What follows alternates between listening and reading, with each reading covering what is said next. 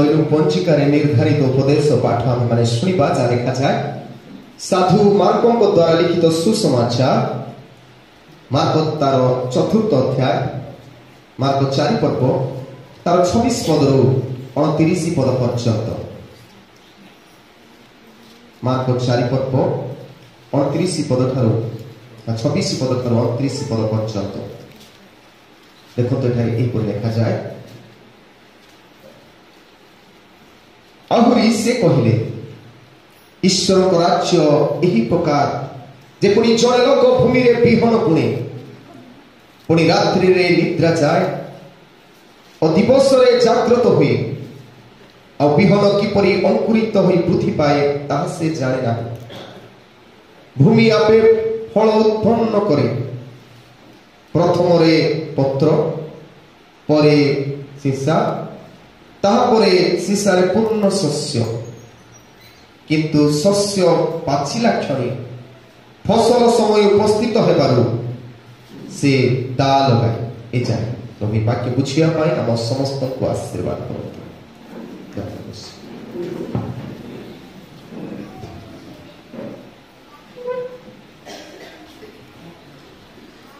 ଖ୍ରୀଷ୍ଟର ଉପସ୍ଥିତ ପ୍ରିୟ ଭାଇ ଏବଂ ଭଉଣୀମାନେ, ପ୍ରଭୁଙ୍କର ଅଶେଷ ଅନୁଗ୍ରହ ଦୟା 2024 ସାଲର ପ୍ରଥମ ମାସ ଆମେ ଅତିକ୍ରମ କରିଛୁ ଆଉ 2024 ସାଲର ଦ୍ୱିତୀୟ ମାସ ଫେବୃଆରୀ ମାସରେ ପ୍ରଭୁ ଆମମାନଙ୍କୁ ଅନୁଗ୍ରହ କରି ଜୀବିତ ମାନଙ୍କ ମଧ୍ୟରେ ଗଣନା କରିଛନ୍ତି। ଏବେ ଆସନ୍ତୁ ପ୍ରଭୁଙ୍କର ଜୀବନ୍ତ ବାକ୍ୟ ଧ୍ୟାନ ପୂର୍ବରୁ ଈଶ୍ୱରଙ୍କ ଚରଣ ନିକଟରେ ସମର୍ପିତ ହେବା, ପ୍ରାର୍ଥନା କରିବା। ପ୍ରଭୁ ତୁମେ ଜୀବନ୍ତ, ତୁମର ବାକ୍ୟ ଜୀବନ୍ତ।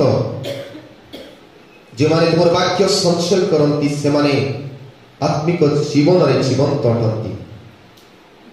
ପ୍ରଭୁ ଆମେ ଜୀବିତ ଭାବରେ ଯେପରି ପ୍ରକାଶିତ ହେବୁ ଏଥିପାଇଁ ତୁମର ବାକ୍ୟ ଆମ ଅନ୍ତରରେ ଧାରଣ କରିବା ପାଇଁ ଆଉ ଫଳ ଉତ୍ପନ୍ନ କରୁ କରୁ ତୁମର ବାକ୍ୟ ଅନ୍ୟ ନିକଟରେ କହିବା ପାଇଁ ମଧ୍ୟ ଆମକୁ ସାହାଯ୍ୟ କର। ତୁମର ବାକ୍ୟ ବୁଝିବା ନିମନ୍ତେ ତୁମର ପବିତ୍ର ଆତ୍ମାଙ୍କ ଚାଳନା ଆମ ସମସ୍ତଙ୍କୁ ଦାନ କର। ଯୀଶୁଙ୍କ ନାମରେ ମାଗୁଛୁ, ଆମେନ୍। ପ୍ରିୟମାନେ, ଆଜିର ଶାସ୍ତ୍ରାଂଶ ମାର୍କ ତାର 4 ପର୍ବ 26 ପଦରୁ 29 ପଦ ଦେଇ ଆମେ ଶିକ୍ଷା କରିବା strategy of a fruitful Christian. Strategy of a fruitful Christian, ଜଣେ ଫଳବନ୍ତ ଖ୍ରୀଷ୍ଟିଆନର କୌଶଳ। ତେବେ ଆମେ ସବୁ ଫଳ ଫଳିବା ଖ୍ରୀଷ୍ଟିଆନ ହେବା ଦରକାର। ଆଉ କିଏ କିଏ ବର୍ତ୍ତମାନ ଆମେ କହିପାରୁ ମଞ୍ଜି ସଦୃଶ୍ୟ ଖ୍ରୀଷ୍ଟିଆନ ଜୀବନ କାଟୁଛୁ, ସେଟା କେବେ ଗଜା ହବ, କେବେ ଫଳ ଧରିବ, କେବେ ବଢିବ ଆମେ ଜାଣିନୁ। ତେବେ ଆମେ କୌଶଳ ଅବଲମ୍ବନ କଲେ ଆମେ ପ୍ରକୃତ ପ୍ରଭୁଙ୍କ ନିକଟରେ ଉପଯୁକ୍ତ ଆଉ ଫଳବନ୍ତ ଖ୍ରୀଷ୍ଟିଆନ ଭାବେ ପରିଗଣିତ ହବୁ। ଏବେ ଆଜିର ସଣ୍ଡେକୁ ସାଧାରଣତଃ ପୃଥିବୀରେ କୁହାଯାଏ ସେକ୍ସାଗେସିମା। ସେକ୍ସାଗେସିମାର ଅର୍ଥ ହେଉଛି ମୋ ପ୍ରତି କର୍ଣ୍ଣ ଡେର, କିପ୍ ୟୋର ଇୟର୍ସ ଟୁୱାର୍ଡସ୍ ମି। ପ୍ରଭୁକୁ ଆମେ କହୁଛୁ, ପ୍ରଭୁ ତୁମର କର୍ଣ୍ଣ ମୋ ଆଡ଼େ ଧ୍ୟାନ ଦିଅ, କି ଆମ ପ୍ରତି ପ୍ରଭୁଙ୍କୁ ତାହା ରହୁଛି। ତେବେ ଆମେ ବର୍ତ୍ତମାନ ଏଇ ପରିସ୍ଥିତି ମଧ୍ୟରେ ଅଛୁ, ପ୍ରଭୁଙ୍କୁ ଆମେ ଶୁଣିବାର ଅଛି ଆଉ ସେ ଆମକୁ ଶୁଣିବାର ଅଛି। ଆଉ ଶୁଣୁଥିବା ଖ୍ରୀଷ୍ଟିଆନ ମାନେ ଫଳ ଫଳୁଥିବା ଖ୍ରୀଷ୍ଟିଆନ ଅଟନ୍ତି। ଆଉ ବର୍ତ୍ତମାନ ଆମେ ଅଳ୍ପ ଦିନ ପରେ ଦୁଃଖଭୋଗ ଦିନ ଗୁଡ଼ିକରେ ପ୍ରବେଶ କରିବୁ। ଆଉ ଏଇଟା କୁହାଯାଏ ସେକେଣ୍ଡ ସଣ୍ଡେ ବିଫୋର ଆସ୍ ୱେଡନେସଡେ। ତେବେ 2ଟା ରବିବାର, ଏଇ ରବିବାର ତାପରେ ଆଉ ଗୋଟେ ରବିବାର ପରେ ଆମେ ଦୁଃଖଭୋଗ ସପ୍ତାହ ଗୁଡ଼ିକ ମଧ୍ୟରେ ପ୍ରବେଶ କରିବୁ। ଆଉ ଏଇଟା ହେଉଛି ଲାଟିନ ଶବ୍ଦ ଆଉ ତାହାର ଅର୍ଥ ଏହା। ବର୍ତ୍ତମାନ ଆମେ କେତେ ପ୍ରଭୁଙ୍କୁ ଶୁଣିଛୁ ଆଉ କେତେ ଫଳ ଉତ୍ପନ୍ନ କରିଛୁ ଆଜି ପରଖି ନେବାର ଆବଶ୍ୟକତା ଅଛି। ତେଣୁ ଆଜିର ଶାସ୍ତ୍ରାଂଶରେ ଗୋଟେ ଚାଷର କାହାଣୀ, କୃଷିର କାହାଣୀ କୁହାଯାଉଛି, a story of farming. Farming is a profession of hope. ଯୋଉ ଚାଷ ଆମେ କରୁଛୁ ଏଇଟା ଗୋଟେ ବୃତ୍ତି ଯାହା ଆଶା କରି ବୁଣାଯାଏ। କୌଣସି ଚାଷୀ ବିନା ଆଶା କରି ବୁଣେ ନାହିଁ। मंजी पति देथिबो हबो ना नहीं हम दबा दबा नहीं जो माने चाष करंती से माने गोटे आशा रखी कार्य करंती तबे जेतबेला हम प्रभु तयारी करिसंती सारा पृथ्वीर वृक्षलता कहिबा पशु पक्षी कहिबा जेते सब सृष्टि हेछि प्रभुଙ୍କର वाक्य माध्यम सृष्टि केवल मनुष्य ताकर निजर हाथ द्वारा मनुष्य को प्रभु तैयारी करिछन ते प्रभु केते हमठार आशा करूछंती आमे जानिबार आवश्यकता अछि औ एई भरोसा प्रभु रखिछंती जे से जो चाष आमान करिछंती जगत रे आमान को तैयारी करिछंती औ जदि आमे प्रकृत रे फल सेतिकी फलिबो नाही तबे निश्चय प्रभु हमठार हिसाब नै पारती प्रिय माने आमे कहि पारू चाष वृत्ति एपरि एक वृत्ति कृषि वृत्ति hard labour for harvest as for hard labour करिवार अछि हार्वेस्ट करिया पाए फल अमल करिया पाए औ पेन उठाइबार अछि फॉर प्लेंटीनेस कष्ट जंत्रणा उठाइबार अछि पूर्णता निमंते और सेति पाए वाक्यर मध्ये कहा जाय गीत संगीता तार 126 गीत तार 5 पदरे कहा जाउछि कोन those who sow in tears will reap with shouts of joy जे कांदी कांदी बिहन बुणे से आनंद करू शस्य काटिबो तो वर्तमान आमे आनंद जीवन काटुछु कांदी कांदी जीवन शेष करिया पय जाउछु वर्तमान जदि आमे कांदी कांदी बिहन बुणुछु तबे आनंद रे आमे शस्य काटिबो हे जानिबा आवश्यकता अछि प्रिय माने कहउतली आमे कौशल जानिबार अछि आ एई कौशल विशेषतः कष्टर समय कष्ट करिबार समय आ सेति पाई आमे मने रखु आजि जो माने प्रभु को पाई बुणुछंती आ प्रभु को पाई बुणुछंती आमे मध्ये गोटे गोटे गुणानी जेतबेले आम प्रभु बुणिछंती जगत रे आमे मध्ये नेक्स्ट तांकर दायित्व नै बुणुछु सेति पाई गीत संगीता रे एई परि कहा जाय आ तो सहित द्वितीय कोरिन्थिय तार 9 पर्व 6 पदरे स्वतंत्र भावे कहाइछि कोन किंतु यह सत्य जे अल्प गुणे से मध्य अल्प काटिबो आ जे प्रचुर गुणे से मध्य प्रचुर काटिबो एबा आज हमर प्रश्न आसंता सप्ताह हमर धन्यवाद पर्व thanksgiving festival time of sowing आ से होछि समय बुढ़िबार समय प्रभु को पाई बुढ़िबार समय और से दिन हमको पचरा जीवो तुमे कोन देइछ प्रभु को पाई जेपरि को थरे कहउथिली मो बीटीएस पढिबा समय रे लाइब्रेरी रो कांथरे गोटे क्रूस रे जीसुଙ୍କର हाथ शरीर थिला तळे लेखा थिला I gave my life for you what have you given for me जीसु कहउछंती क्रूस रे निज को टांगी मु तुम पई जीवन देली तुमे मो पई कोन देइछ तबे प्रभु ताकर संपूर्णता से देइछंती तबे आमे प्रस्तुत हमार अछि मु कोन देबी तो प्रिय माने आज रही शास्त्रांश दे आमे मने रखिबा बुनाली पाई कोन आवश्यक क्यों विषय गुडा को आवश्यक क्यों कौशल गुडी को आवश्यक जहा द्वारा आमे फलवंत क्रिश्चियन तो प्रभु आज हमको कहिबा पाई चाहंती तीनोटी कथा तीनोटी विषय मने बुनाली पाई तीनोटी कथा प्रथम विषय कोन आवश्यक बुनिबा पाई जने बुनाली आवश्यक जे कि सोय करियो तेनु आमे चूज योर सोयल आपनकर बुनाली को चयन करत किए आपनकर बुनाली हेबो किए आपनकर जीवन को बुद्धि साधन करिवो किए आपनकर हृदय रे मंजी पतिबो तो हम 26 पद पढुछु और से कहिले ईश्वर को राज्य एही प्रकार जेपरि जणे लोक भूमि रे बिहन बुणे somebody is there जणे रहिबा आवश्यक जे कि बुणिबो न बुणिले किछि हेबो ईश्वर जगत रे सब विषय बुणी छंती सेति पई होछि तबे जणे बुणाली आवश्यक और सेति निमंते हम कहि पारू जे बुणाली को जानिबा दरकार अछि तेतबेला हमें चाष विद्या पढुछु इंपोर्टेंस ऑफ फार्मर कथा हम जानिबा टिके भाबी देखंतु आज टिके चिंता करंतु what happens if farmer stop cultivation कोन एई थाता जदी चासी माने चाष करबा बंद कर दिया जो हम रेस्टोरेंट रे जाको अनेक खाद्य खाउछु वैरायटी ऑफ फूड खाउछु ଚାଷୀ ମାନେ ଯଦି ଚାଷ ବନ୍ଦ କରିଥାନ୍ତେ କଣ ହେଇଥାନ୍ତା? ନିଶ୍ଚୟ କଣ କଣ ହେଇଥାନ୍ତା?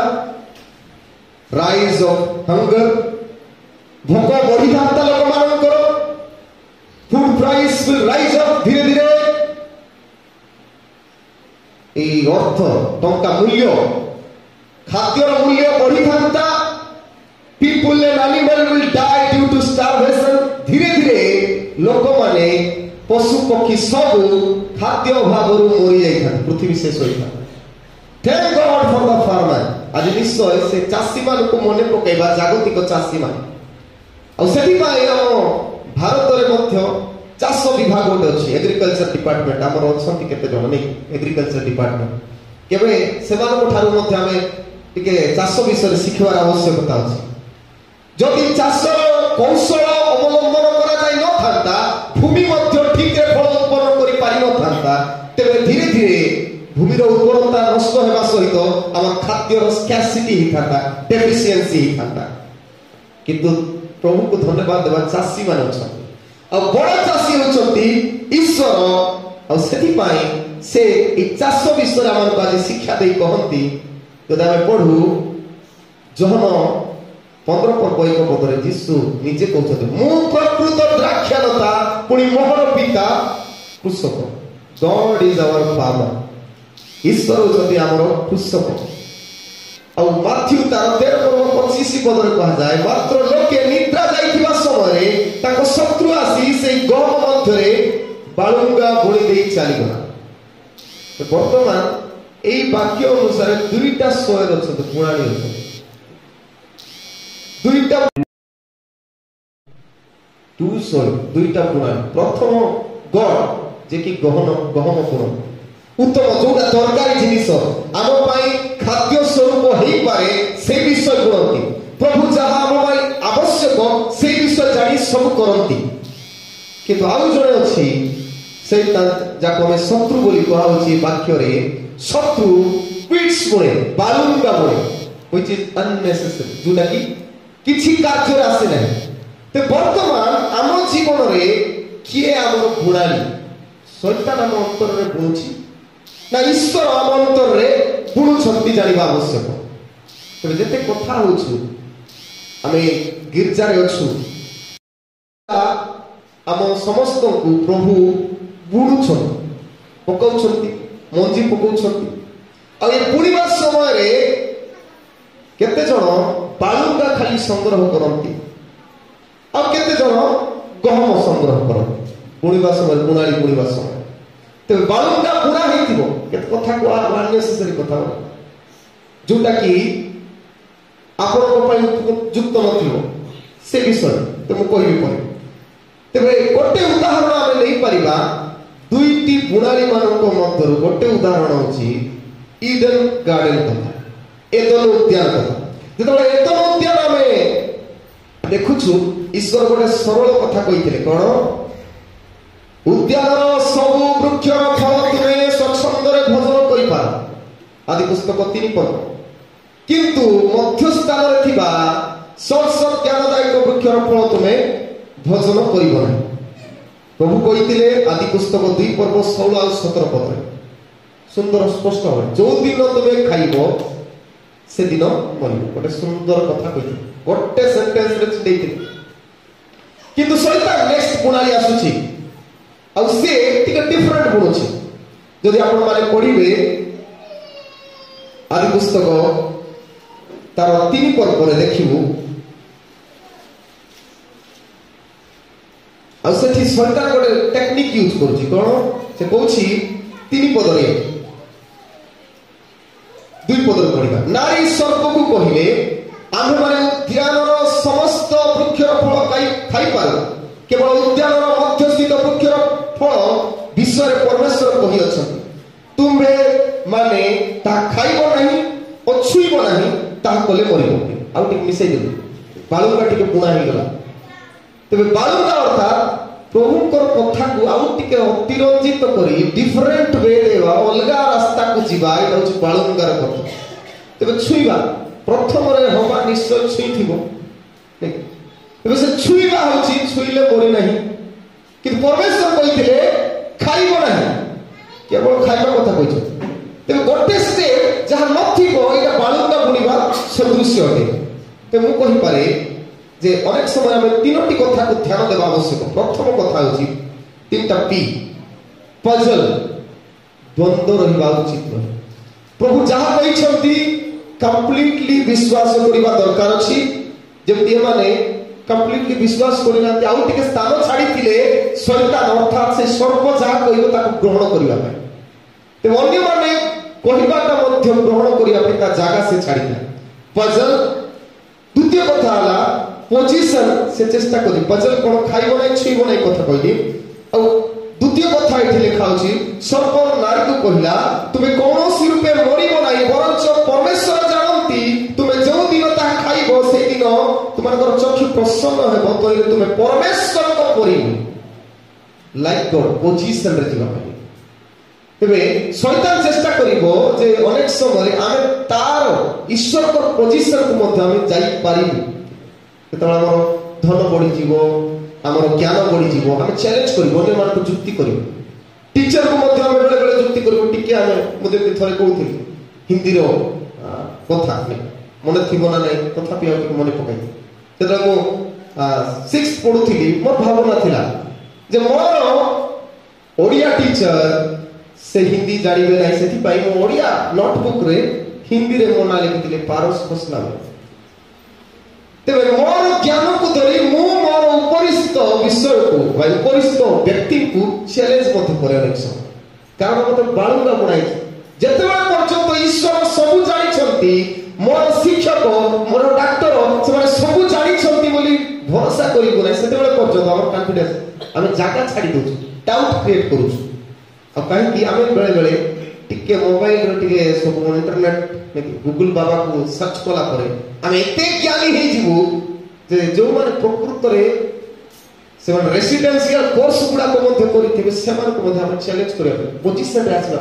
ତୁମେ କିଛି ଜାଣିନ ଡାକ୍ତର, ତୁମେ କିଛି ଜାଣିନ ଟିଚର, ତୁମେ କିଛି ଜାଣିନ ଓକିଲ, ମୁଁ ଜାଣିଛି। ତେବେ ଆମେ ସେ ପୋଜିସନକୁ ଯିବା ପାଇଁ ଚେଷ୍ଟା କରୁ, ସେଇଟା ମଧ୍ୟ ଡେଞ୍ଜର। ଆଉ ତୃତୀୟ ପ୍ରସ୍ପରିଟି, ସମୃଦ୍ଧି କଥା ଏଠି ଲେଖା ଅଛି। କେମିତି ଭାବରେ ସମୃଦ୍ଧି ହେବେ 6 ପଦରେ ଲେଖା ଅଛି। ଏଥିରେ ନାରୀ ସେହି ବୃକ୍ଷକୁ ସୁଖାଦ୍ୟ ଉତ୍ପାଦକ, ନୟନର ଲୋଭଜନକ ଓ ଜ୍ଞାନ ଦେବା ନିମନ୍ତେ ବାଞ୍ଛନୀୟ ଜାଣି ଖାଇବେ ଆଉ ନିଜ ସ୍ୱାମୀକୁ ଦେବେ। ତେବେ ଏଠି ପ୍ରସ୍ପରିଟି ସବୁ କ୍ଷେତ୍ରରେ ବୃଦ୍ଧି ପାଉଛି, ଯେ ଖାଇବାରେ ବୃଦ୍ଧି ପାଉଛି, ଆଖିରେ ମଧ୍ୟ ଆଉ ଜ୍ଞାନରେ ମଧ୍ୟ। ପଢିବା ପାଇଁ ବେଳେ ବେଳେ ଆମେ ଅଧିକା ପଢିବ ବୋଲି ଆମର ସୃଷ୍ଟିକର୍ତ୍ତାକୁ ବୁଣାଳିକୁ ମଧ୍ୟ ଟିକେ ଦୂରୀକୃତ କରିବ। ପ୍ରଥମ କଥା ମୁଁ କହିଲି ଯେ ଆମେ ବାଛିବାକୁ ପଡିବ ଈଶ୍ୱର ମୋର ଶିକ୍ଷକ ବା ମୋର ବୁଣାଳି ନା ଶୈତାନ। ତେବେ ପ୍ରଭୁଙ୍କର ପାଖରେ ଗିର୍ଜା ଘରରେ ଯେଉଁମାନେ ଆସନ୍ତି ସେମାନେ ଜାଣନ୍ତି ପ୍ରଭୁ ମୋର ବୁଣାଳି। ଆଜି ମୋତେ ଯେଉଁ ବାକ୍ୟ ଦିଆଯିବ ସେଇଟା ବୁଣା ହେଉଛି। ଯେଉଁମାନେ ବାହାରେ ରହନ୍ତି ତାଙ୍କୁ ଖାତର ନାହିଁ, ସେମାନେ ଶୈତାନ ସେମାନଙ୍କୁ ବୁଣୁଛି ସବୁ। କ'ଣ ଖାଇବ, କ'ଣ ପିନ୍ଧିବ, କେମିତି ରହିବ, ଏଇ ସବୁ ବିଷୟ ବୁଣୁଛି। ବୁଣାଳିକୁ ଚୟନ କରିବା, ଆମେ ବୁଣାଳିକୁ ଚୟନ କରିଛୁ ଈଶ୍ୱରକୁ, ସେଥିପାଇଁ ଏଠାରେ ଉପସ୍ଥିତ ଅଛୁ। ଦ୍ୱିତୀୟ ବିଷୟ ବୁଣାଳି ପାଇଁ ଆମେ କହିପାରୁ ଚାଷ କାର୍ଯ୍ୟ ପାଇଁ ଦ୍ୱିତୀୟ ବିଷୟ ଦରକାର ଅଛି, ଆଉ ସେଇଟା ଅଛି ଚେକ୍ ୟୋର ସିଡ୍। ଆପଣଙ୍କର ବିହନକୁ ପରୀକ୍ଷା କର, କି ପ୍ରକାର ବିହନ। ତେବେ କହିପାରୁ seed is the source of fruitful tree. ଫଳ ଫଳିବା ପାଇଁ ନିହାତି ମଞ୍ଜି ଆବଶ୍ୟକ। ଆଉ ଯେକୌଣସି ମଞ୍ଜି ଫଳ ଫଳିବ ନାହିଁ। ଯେକୌଣସି ମଞ୍ଜି ପୋତି ଦେଲେ ଗଜା ହେବ, ଗଛ ହେବ, ତାହା ମାନେ ନାହିଁ। ସେଥିପାଇଁ କେତେଟା ଜିନିଷ ଦରକାର ଅଛି ଭଲ ମଞ୍ଜି ପାଇଁ। ଯେତେବେଳେ ଆମେ ପଢୁଛୁ 27 ପଦ ଲେଖା ଅଛି, ପୁଣି ରାତ୍ରିରେ ନିଦ୍ରା ଯାଏ କିଏ ବୁଣାଳି ଓ ଦିବସରେ ଜାଗ୍ରତ ହୁଏ, ଆଉ ବିହନ କିପରି ଅଙ୍କୁରିତ ହୋଇ ବୃଦ୍ଧି ପାଏ ତାହା ସେ ଜାଣେ। ପ୍ରଭୁ ବୁଣି ଦେଲେ, ଆମ ଅନ୍ତରରେ ବର୍ତ୍ତମାନ ବୁଣା ହେଇଗଲା, ଚୁପଚାପ ହେଇଯିବ। ତାପରେ ସେ କେମିତି ଅଙ୍କୁରିତ ହବ? ପ୍ରଥମ କଥା ହେଲା ମଞ୍ଜି ଯାହା ଯାଇଛି, ଆଉ ସେ ମଞ୍ଜିକୁ କିପରି ବ୍ୟବହାର କରିବା। ସେଥିପାଇଁ ମୁଁ 4ଟି କଥା ଏଠି କହିବି। ପ୍ରଥମ କଥା ହେଲା ମଞ୍ଜି, ବିହନର ମଞ୍ଜି ଡିସେଣ୍ଟ ଥିବାର ଅଛି, ଶାଳୀନତା ରହିବାର ଅଛି।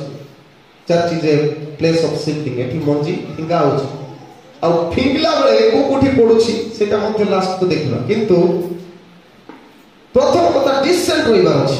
ମଞ୍ଜି ଯଦି ଫାଟିଥିବ ପୂର୍ବରୁ କି ଯଦି ତାର କୌଣସି ଭଲ ଭଲ ସାଧାରଣତଃ ବିହନ ପାଇଁ ଭଲ ମଞ୍ଜି ଗୁଡାକ ରଖାଯାଏ, ଚପାକୁ ରଖାଯାଏ, ଭଲ ମଞ୍ଜିକୁ ବାଛି ବାଛି ରଖାଯାଏ। ସେଥିପାଇଁ ଯେଉଁମାନେ ଧାନ ବୁଣନ୍ତି ସେମାନେ ସାଧାରଣତଃ ଧାନକୁ କେତେ ଦିନ କଣ କରନ୍ତି, ପାଣିରେ ବତୁରେଇକି ରଖନ୍ତିନି, ଗଜା।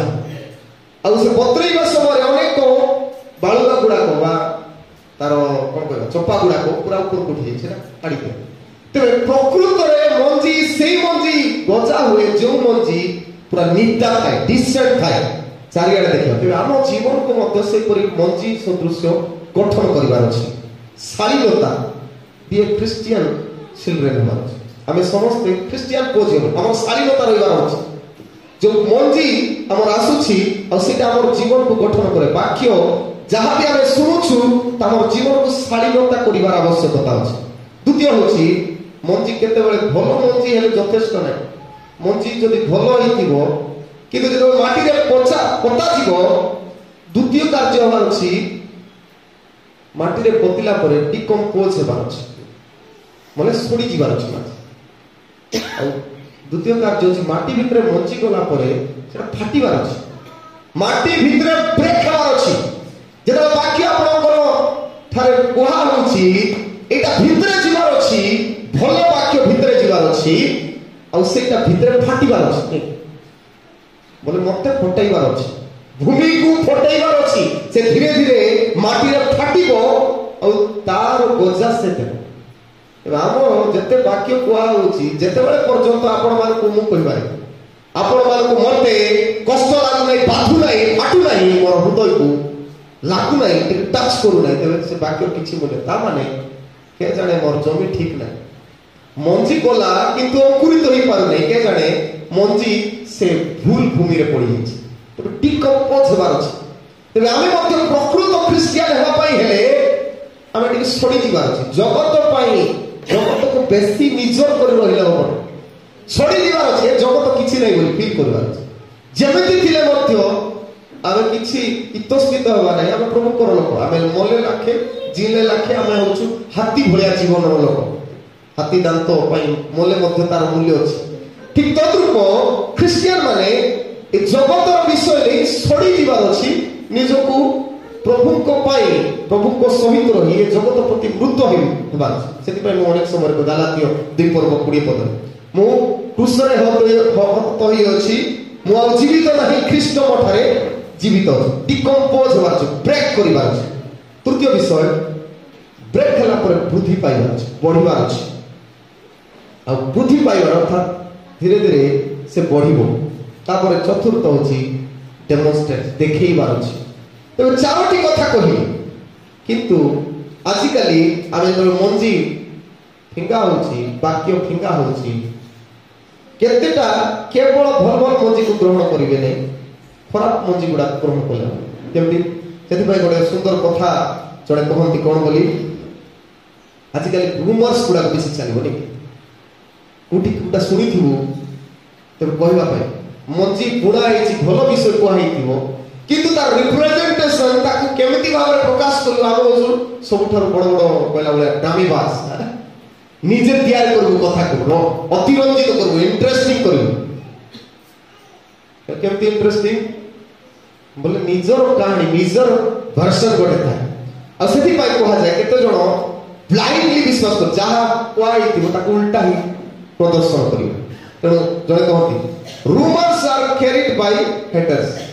କେତେ ବିଷୟ ଘଟଣା କୌଣସି ଘରେ ଘଟିଥିବ, କାହାର ବ୍ୟକ୍ତିଗତ ଜୀବନରେ ଘଟିଥିବ ବୋଲେ ଆମେ କଣ କରିବୁ, ଘୃଣାକାରୀ ମାନେ ଏ ରୁମର୍ସକୁ ଟାଣି ଟାଣି ନେବେ, ଆକୁ ତାକୁ ତାକୁ ତାକୁ ତାକୁ କରିବେ ଘୃଣାକାରୀ ମାନେ। ତାପରେ କହିଲେ rumours are carried by haters spread by fools. ଆଉ ତାକୁ ବେଶୀ ପ୍ରଚାର କିଏ କରିବେ? ବୋକା ମାନେ ଏକା କରିବେ। ତାଙ୍କର କାମ କିଛି ନାହିଁ, ଏଇଠି ବସିଲେ ସେଇଠି ବସିଲେ, ଏଇଠି ଚର୍ଚ୍ଚା ସେଇଠି। ତାପରେ ସ୍ପ୍ରେଡ୍ କରନ୍ତି ବୋକା ମାନେ। ଆଉ accepted by idiots, ବୋଲେ ମୂର୍ଖ ମାନେ, idiots ବୋକା ମାନେ କହିପାରିବେ, ସେମାନେ ଗ୍ରହଣ କରନ୍ତି। ତେବେ ଅନେକ ସମୟରେ ଆମର ବାକ୍ୟ ଯେତେବେଳେ ଆସୁଛି आज बिहन जो बुणा होची आमे कोटा कलेक्ट करूँ जिते बड़े आम जीवन पर वाक्य आसूची अनेक लोक अच्छु आम 90% कि 99% जदि प्रभुंकर कथा कहब से सब को ध्यान नथिबो मोर लाइफ को केमती चेंज करबी मो केमती ब्रेक करबी मंजी गला मो हृदय को केमती सजाड़ी मो जीवन को केमती सजाड़ी सेटा चिंता नथिबो आज पास्टर आगे मते देखा कर कहि देले कथा तो पॉजिटिव और नेगेटिव कथा आमे सब बेले ध्यान देबा प्रकृत मंजी फाटिबार अर्थ होची जोटा हम निहाती दरकार हम जीवन रे जोटा हम जीवन को परिवर्तन कर से पॉजिटिव जिंस गुडा को नेबा पड़े आमे नेगेटिव जिंस गुडा को खाली आलोचना करूनी से जेते भलो कथा भूली जीवु जेते 1% किछि कोआ हेतिबो सेटा को आमे धरि बसु से कोइ एमती कोइ कथा अनेक समय हमर जीवन एमती हेछि जने धळा सार्ट पिनिथिबो आ गोटे छोट इंक पे टिके गारे आम कौन करूँ आम कौन कहू से लोक को देखिले तार धड़ा सार्ट केते सुंदर सेटा कहू एटा कौन है आम चिंताधारा सब नेगेटिव विषय गुड़ा को गुरुत्व दिए तो प्रिय माने मंजी जिते आम अंतर आसुची बाकी जिते आम अंतर आसुची इट शुड ब्रेक आम जीवन को सजाड़ा अच्छे अन्य जीवन को सजाड़ा जी कहते जीवन को सजाड़ा शिक्षक मैंने जिते शिक्षा दिखती डाक्तर मैंने जिते परामर्श दिखती आम खराब पाई नहीं आम किए जब कहीपरू ये डाक्तर भल एमती गोटे मेडिसिन देला ये शिक्षक भल ना सी एमती शिक्षा देले आम आम नेगेटिव चिंता नहीं अनेक समय आम मंजी को फटे पारू तो गजा और अभिवृद्धि हो पार तेणु मंजी को ये तीनोटी चारोटी विषय आम प्रतिपादित करवा आम फलवंत और तृतीय शेष विषय चेंज योर सॉइल प्रमुख कथा आपणकर मूर्तिका भूमि को परिवर्तन कर तेज साधारणतः ईश्वर होती बीज बुणाली मंजी हूँ ईश्वर वाक्य जहाँ भी कहा आपणकर भूमि उपर निर्भर करे आपणकर भूमि फल उत्पन्न करिबो ना नहीं सेथिपाई बाइबल रे लूक 8 पर्व तार 4 पद 15 पद मध्य चारोटी भूमि कथा कहउछि सेथिपाई 28 29 पद लिखा भूमि आपे फल उत्पन्न करे भूमि होछि बेसी इंपोर्टेंट से आपे फल उत्पन्न करिवो आपणकर हृदय प्रकृत रे फल उत्पन्न करिवार जगह प्रथम पत्र पर सीसा ताहा पर सीसा रे पूर्ण शस्य किंतु शस्य पाचिला क्षणी फसल समय उपस्थित होबार से दान प्रभु हमको दान लगेबा पई जगी छंती आपन हृदय रे फल फलुछि तो चारोटी जेतबेला हम पढुछु लूक तार 8 पर्व 4 पद रु 15 पद मध्य चारोटी भूमि सॉइल कथा अछि हेले चारोटी सॉइल विषय जानिबा पूर्व आमे मन रखिबा जे विशेष करी एग्रीकल्चर डिपार्टमेंट रे गोटे स्वतंत्र डिपार्टमेंट थाए soil test soil testing department तो माटी रे विभिन्न उपादान थाए 45% मिनरल्स थाए मिनरल्स इन द सेंस हम कोई पारू सैंड क्ले और स्लिप ए सब थाए तापरे 5% ऑर्गेनिक प्लांट गुडा प्लांट एनिमल मरि जाइथिबा जिंस आउ 25% पवन थाए और 25% पानी थाए ए सब उपादान रही सेठी फल उत्पन्न होई गोटे मंजी पतिले ताहा बाहर आ माटी रे केते महत्वपूर्ण विषय गुडा फास्फोरस पोटासियम कैल्शियम मैंगनीज ए सब थाए तो सॉइल टेस्टिंग डिपार्टमेंट जानती सॉइल टेस्ट करिबा पई जतल माटी पठा जाए एठी कोन हेबो आ कोन मु चाष करिबा पई चाहूची कोन सार बाहर दो इनपुट करिबा इनपुट बाहर भीतर को देबा पड़िबो जदी ठीक नै माटी सेठी पाई सार पका जाए कारण से माटी रे सेही अंश नै पोटासियम दिया होची ना मैंगनीज दिया हो ना कोन दिया हो आ सेठी निमंते सॉइल टेस्ट डिपार्टमेंट से माने जणे तबे हम जीवन रे मध्य से पई भितरे अछि अनेक विषय किंतु केतोटी विषय नै बाहर रु जीवा को पड़िबो वाक्य बाहर रु जीवा को पड़िबो हमर शरीर को ठीक करिवा पड़िबो हमर हृदय को ठीक करिवा पड़िबो कारण हमर हृदय केते जनकर हृदय अछि चारि प्रकार हृदय कहि वे और पाथ ग्राउंड तेरे माटी अच्छी बाटो पाखर माटी विहन बुणा गला केते लोक रास्ता रे जाउथिली तो चर्च को पळे आसी बसती पळे किछि भावना नै से एठी थिला समय हां बसी के देखली बाहर गले पासरी गली बोले ऑन द वे जर्नी करिबा लोक रास्ता रे जाउथिबा लोक गिरजा गोट जे टिके बसी देबा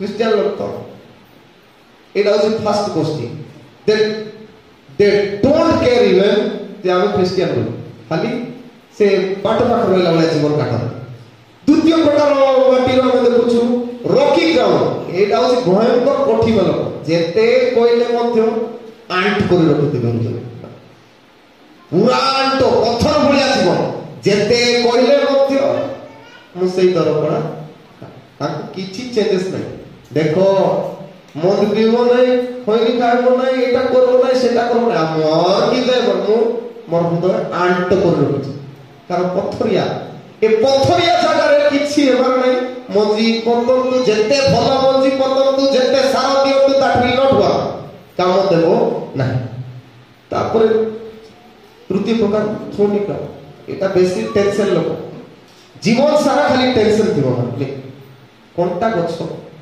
रे पड़ी थिबा मजी थ्रोनिक कोनटा थिबो ए मजी बापर बाहर गोटे के वाक्य सुनि कि बाहर को भलो हेबा पे चेष्टा करूथबो किंतु जगतर चिंता ताकू पूरा कब्जा रे नबो से आ अल्प समय का इतस्थित होई टिके पढिया पे चेष्टा करो किंतु जगतर केमती खाइबी केमती बचबी केमती रहबी एई चिंता रे ता जीवन को नष्ट करि देबार से पड़ी पारे आ शेष ग्राउंड गुड ग्राउंड भलो सय भलो माटी तबे आमे जते बेले गिरजा को आसु हृदय को भलो माटी करी आसबा आजि जहा कुआ हा पॉजिटिव जिंस गुडा को नेबी नेगेटिव जिंस गुडा को नेबी जदि नेगेटिव जिंस गुडा को अछि तबे निश्चय मो भितरे बाट पाखरे थिला माटी भलिया अंटो ही के पड़ी छी कि पथुरिया भूई रे भलिया ही तो मुझी भी नहीं पथुरिया भलिया ही बोले मत सुनी पारिबी नहीं थ्रोनी जगत रो चिंता नहीं गिरजा को आसीबी नहीं सब बाहर छे मोर चाकरी मोर धन मोर सब छाड़े जहा ही फील रही पार छै प्रभु को पाखरे जे तोर मो रहउछि